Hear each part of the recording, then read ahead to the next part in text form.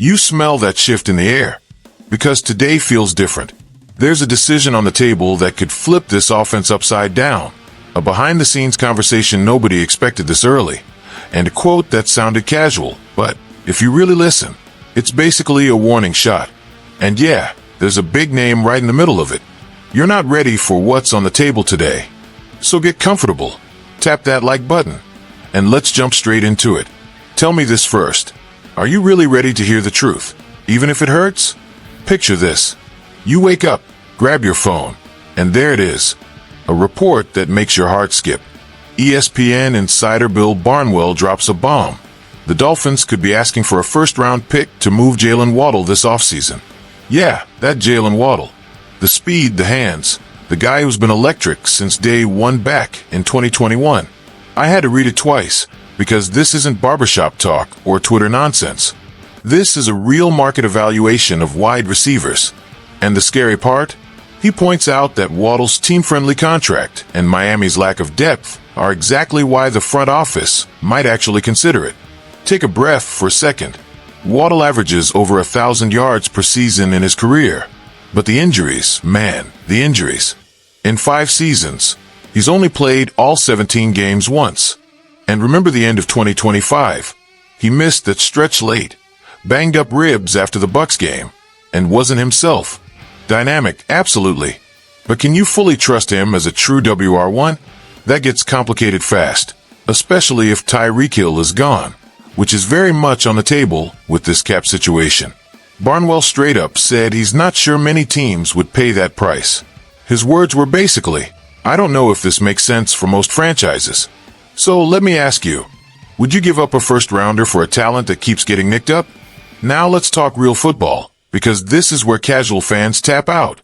If this happens, Miami stacks draft capital for a reset. And don't forget what's changed already. McDaniel is out. Jeff Hafley is in as head coach. John Eric Sullivan is running the front office. Stephen Ross already said it himself. This is a new beginning. Waddle is a cornerstone of the explosive offense we've loved, but the cap is bleeding. Over $50 million guaranteed to Tua in 2026, and we all know that situation is hanging by a thread. Flipping Waddle for a first-round pick could be the move that signals a full-on rebuild. Imagine a top 10 pick, an elite offensive tackle, a quarterback of the future, or finally fixing a defense that let us down all through 2025. But hold up, because there's another side to this. What if they keep him? Waddle as a pure WR1 in 2026 would be fascinating. Without Hill drawing double teams, does he explode? Or does every defense key in on him and wear him down? Dolphins fans are losing their minds in group chats, on Reddit, everywhere. One side is screaming betrayal, sell the team, Ross out. The other side is saying it's time to think long-term. Waddle is great, but not truly elite. Me, as a Dolphins lifer, it hurts even thinking about losing him. He's the guy who takes the top off a defense, who makes you believe in Super Bowl runs. But logically, with the injury history and a roster begging for a reset, a first-round pick is gold. It changes everything. Less fireworks now. More ammo for 2027. And maybe that's how you climb back to the top. And that wasn't even the wildest part of the day. Because what comes next involves the guy touching the ball every snap. And maybe not for much longer.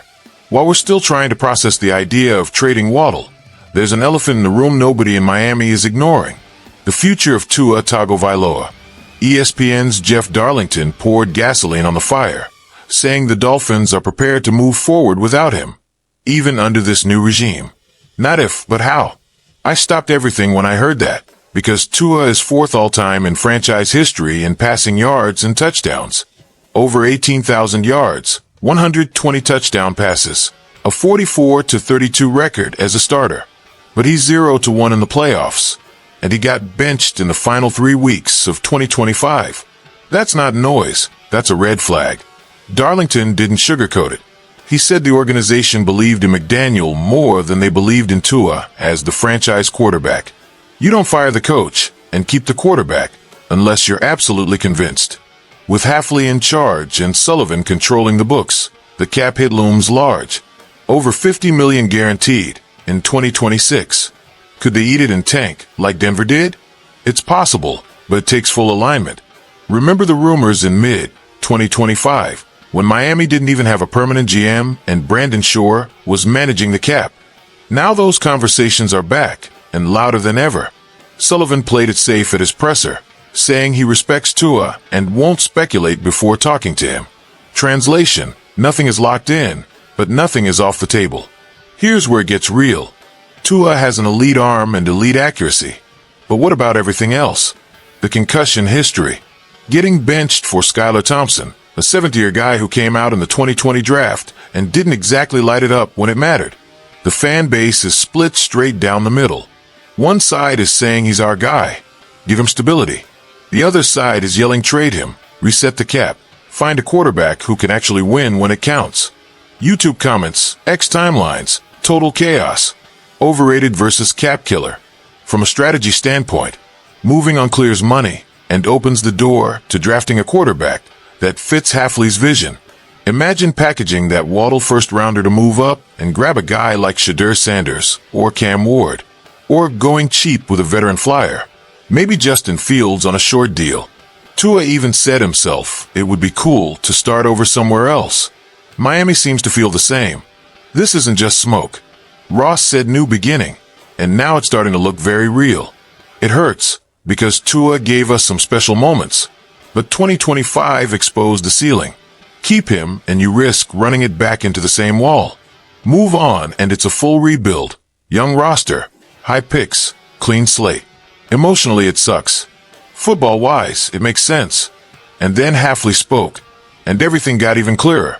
As Tua's name keeps echoing through every Dolphins forum, Jeff Hafley sat down with Cameron Wolfe from NFL Network and described his idea of a franchise quarterback. And yeah, it was chilling. He said he wants a winner. A guy who has it mentally, physically, in his heart. Someone who walks into the room and everyone knows, that's our quarterback. First one in, obsessed with ball, loves the grind. Read between the lines. Is that Tua? Hafley didn't name names, but after Tua getting benched late in 2025 and that massive 2026 cap hit, the odds of a new starter next year feel very real. Let it sink in. Every sign points to change. New coach, new GM, McDaniel gone, Darlington backing it up, saying the Dolphins understand the cost and are ready to move on. Tua wants a fresh start. Miami is aligned. The clock is ticking. Trade before the draft. Post-June cut. Hafley talks about liking the players on the roster, but leadership is his priority. This isn't a soft reset. This is a hard reboot at the most important position in sports.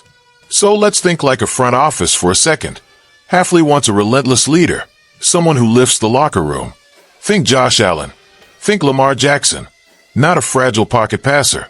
Tua's numbers are real, fourth in franchise history, but the playoff resume isn't. 0 wins. The concussion shadow never goes away. Fans are at war. Hafley nailed it.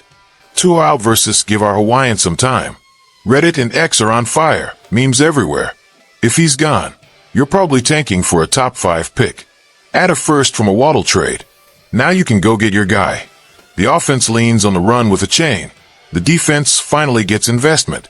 2026 might be ugly. 6-11 ugly. But 2027 could be the payoff. So who's the guy? Smart money says a cheap veteran like Trey Lance, or a draft swing on someone like Quinn Ewers. Hafley and Sullivan are talking nonstop, and Hafley already gave us the blueprint. This feels like the beginning of the end for Tua in Miami. Not if, but who replaces him. As a Dolphins fan, it's emotional whiplash. We lose some short-term excitement, but we might finally gain direction. Hafley didn't come here to tread water. This smells like a new era in South Florida. And somehow, that still wasn't the end of the ride. What a roller coaster. Waddle possibly on the block for a first-rounder. Tua hanging by a thread with Darlington basically confirming the writing on the wall. Hafley spelling out the quarterback he wants. And it screams new chapter. This isn't the end for the Dolphins, it's a rebirth. The plan is clear. Reset the offense. Eat the cap hit. Draft high. Build around Hafley and Sullivan. Losing stars hurts, but if 2026 is the pain that gets us back to the playoffs in 2027, it might be worth it. So let me hear it. Fins up. Do you keep Tua or move on? Trade Waddle or hold tight? Drop your wildest theory in the comments. Hit subscribe, and let's argue this out Miami style. This one's far from over.